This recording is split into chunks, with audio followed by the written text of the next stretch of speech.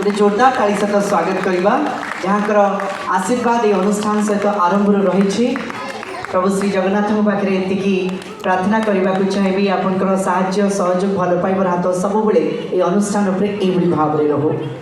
ते बंधुगण जहाँकर नेतृत्व ये अनुष्ठान टी खूब सुंदर भाव में आगे चली जहाँ को पाई आज आम सुंदर कार्यक्रम आयोजन करें सभापति महोदय श्री शिवनारायण महापात्र अनुरोध करने को चाहिए शिवनारायण सर को आम मंच को स्वागत करवा एवं आम सहित उपस्थित अच्छा श्रीमती लक्ष्मीप्रिया महापात्र महोदय अनुष्ठान निर्देशिका उभय गोटे जोरदार ताली सहित स्वागत करवा। आज बहुत ही ब्यूटीफुल देखा समर पावर कपल को आम मंच को स्वागत करने को चाहिए। ताली आदौ कंजूसी करंतु नहीं समस्त को अनुरोध करने को चाहिए लक्ष्मीप्रिया मैडम और शिव संगीत क्षेत्र में आप उत्साहित कर से मान्यता से मंच से प्लाटफर्म की प्रदान कर आज एसएनएम परिवार तरफ आम समस्त को जोड़ी पारी।